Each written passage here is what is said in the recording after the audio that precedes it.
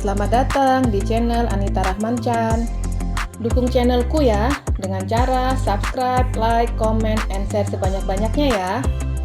Satu lagi, bunyikan loncengnya agar kalian dapat update terbaru dari novelku. Terima kasih.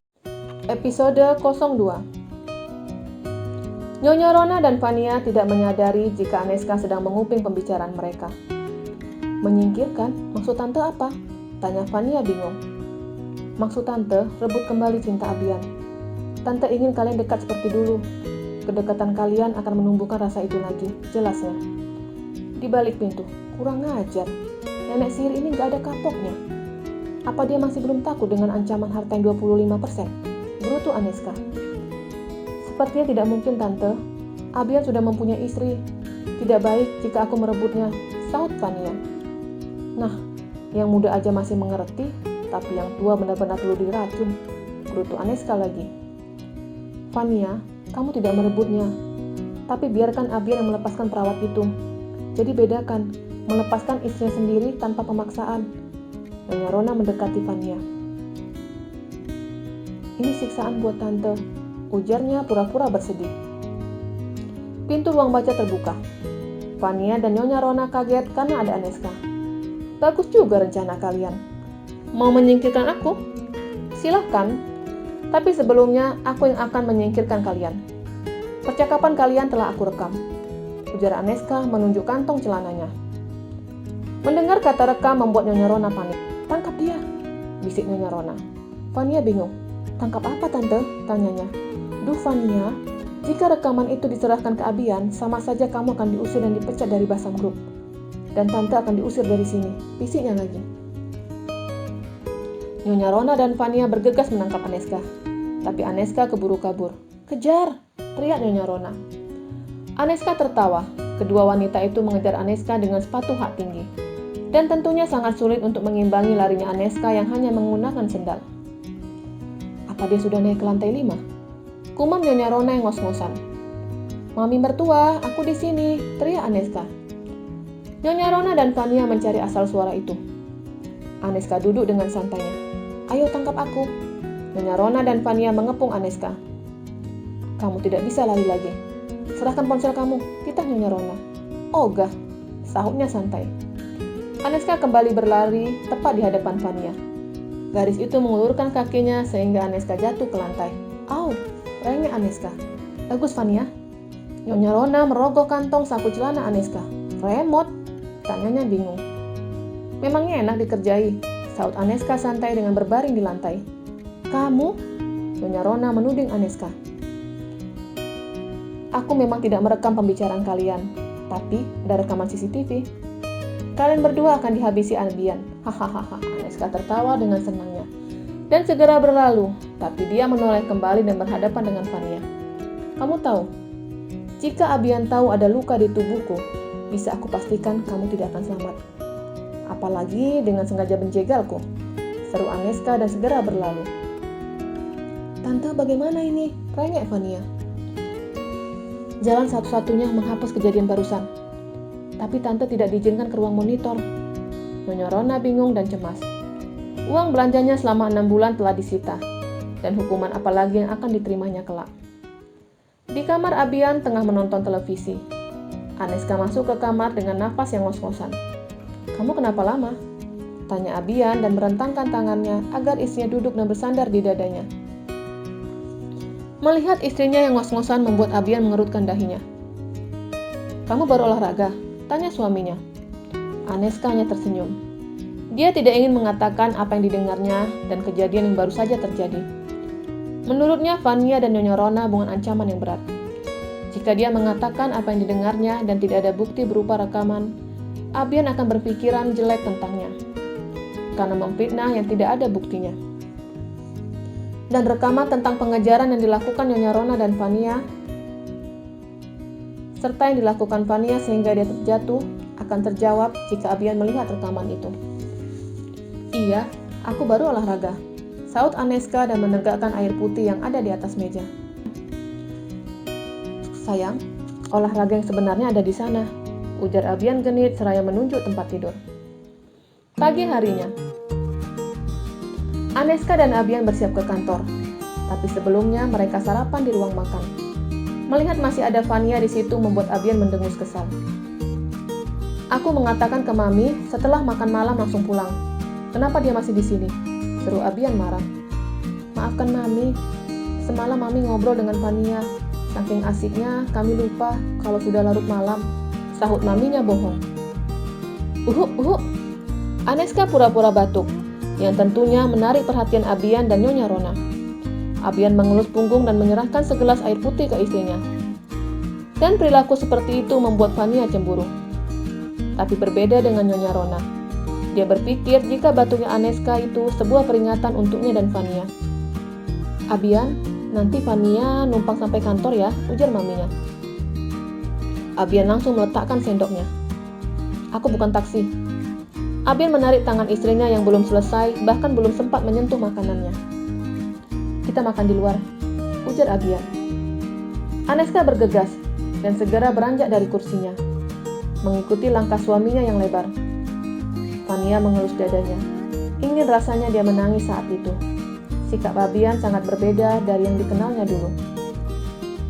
Zidan, ujar Nyonya Rona. Zidan yang sedang melahap sarapannya langsung menoleh. Vania ikut kamu dan pulangnya juga, jelas Nyonya Rona. Maaf Nyonya, kalau pergi bisa, tapi kalau pulangnya saya tidak bisa, sahut Zidan. Zidan sepulang kerja harus berada di rumah Dimas. Kenapa? Bukannya kamu akan membantu dalam acara lamaran Tanisa? Tanya Nyonya Rona bingung. Iya Nyonya, tapi saya termasuk dalam rombongan keluarga pria, sahutnya. Seketika wajah Nyonya Rona ceria. Rombongan keluarga pria? Jadi kamu kenal calon suami Tanisa? Tanya Nyonya Rona senang. Zidan ingin mengatakan siapa pria itu, tapi dari seberangnya ada Tanisa yang menggerakkan tangannya, dengan arti agar tidak membuka mulut. Saya harus berangkat, hari ini banyak kerjaan, ujar Zidan menghindar. Oh ya udah, Vania ikut Zidan ya. Nanti pulang tante suruh supir jemput, ujar Nyonya Rona seraya memeluk gadis itu. Oma lagi-lagi menggelengkan kepalanya. Setelah tidak ada Vania, Oma buka suara. Apalagi rencana kamu? Tanya Oma. Maksud Mami apa? Tanya wanita parubaya itu. Rona, Mami kenal sama kamu. Tidak gampang untuk kamu berakal pria dengan orang yang pernah kamu fitnah. Pasti kamu ingin menyingkirkan Aneska dan Vania alatnya, iya kan? Tebak Oma.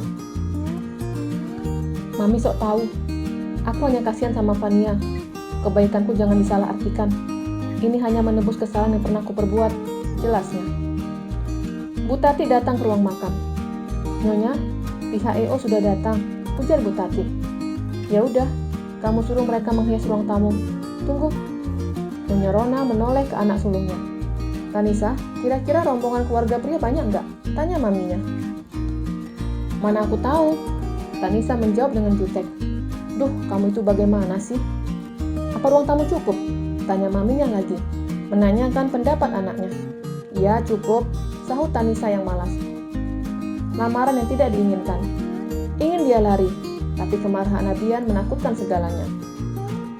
Tati, bilang ke pihak IO, hias ruang tamu. Dan jangan lupa bunga mawar putih harus mendominasi bunga mawar merah. Titahnya. Bu Tati segera menuju ruang tamu mengatakan seperti yang diperintahkan majikannya. Siang hari, Zidan segera bergegas menuju mes para perawat. Sebelumnya, dia telah menghubungi calon istrinya. Ternyata Tiara sudah menunggunya di depan gerbang. Tiara masuk ke dalam mobil Zidan. Tidak duduk di baris kedua seperti dulu, tapi dia duduk di samping kemudi. Pak, mau cari di mana? Tanya Tiara membuka percakapan. Zidan mendengus kesal. Tiara, ini sudah kesekian kalinya kamu memanggil bapak. Apa aku terlalu tua? Tiara tersenyum. Maaf, aku lupa. Biar nggak lupa, panggil sayang, ujar Zidan licik. Enggak ah, panggil nama aja. Tiara menolak. Zidan tidak memaksa. Menurutnya akan ada saatnya Tiara memanggilnya dengan sebutan sayang. Mobil berhenti di sebuah butik. Aduh, kok berhenti di sini? Pasti kebaya di sini mahal, ujar Tiara. Zidan tetap turun dari mobil. Zidan, kalau aku nanti beli di pasar aja, ujar Tiara lagi. Ya, terserah. Zidan dan Tiara masuk ke dalam butik. Pelayan toko bersikap ramah. menunjukkan batik dan kebaya model terbaru. Zidan tertarik dengan batik berwarna biru. Zidan melakukan fitting baju. Kemeja batik itu sangat cocok untuknya. Iya, yang ini, sahut Zidan dan menyerahkan ke pelayan. Tiara masih melihat beberapa kebaya dengan model yang sangat cantik. Ya ampun, mahal banget, gumam Tiara ketika melihat bandrol harga yang tertera di beberapa kebaya. Maaf Pak, kalau beli kemeja batik ini harus couple, jelas pelayan. Tiara? Zidan memanggil Tiara. Gadis itu mendekat. Iya? Aku suka kemeja ini, tapi kata mbaknya belinya harus couple. Bagaimana dong? Tanya Zidan. Ya beli aja, sahut Tiara santai. Ya udah kalau begitu. Zidan menyuruh pelayan untuk membungkus kemeja dan kebaya itu. Apa ibu nggak mau coba dulu? Ujar pelayan ke Tiara. Coba. Tiara bingung. Iya, coba. Keluhan tidak diterima ketika sudah keluar dari toko, jelas pelayan. Tapi saya mau beli. Tiara bingung. Dia seperti dijebak Zidan. Tiara mendengus kesal dan berjalan ke ruangan kecil, sedangkan Zidan duduk di sofa. Kan, aku jadi berhutang lagi, gerutu Tiara seraya menghadap cermin. Memandangi kebaya yang ada di tangannya. Ya ampun, 3 juta, bisa-bisa mati berdiri, gerutu Tiara ketika melihat bandrol harga kebaya dengan warna biru laut. Tiara mengganti pakaiannya dengan kebaya itu. Dia mengikat rambutnya dengan asal. Sengaja dilakukannya agar bisa melihat bagian mana yang kurang pas. Pantas harganya mahal. Orang susah sepertiku memakai ini seperti orang kaya, gumamnya dan terus bercermin. Bu, jika sudah selesai bisa keluar sebentar, biar kami bisa melihat bagian mana yang kurang. Kami bisa memperbaikinya sekarang, ujar pelayan toko yang berdiri di depan fitting room. Tiara keluar dari ruangan itu, masih mengenakan kebaya dan rambut yang diikat asal. Melihat penampilan Tiara membuat Zidan terpesona. Dia memang seperti seorang putri keraton. Tidak salah kalau bapaknya memintaku untuk belajar bahasa Jawa. Gumam Zidan terpesona dan tidak berkedip ketika Tiara berdiri di depan cermin. Bersambung.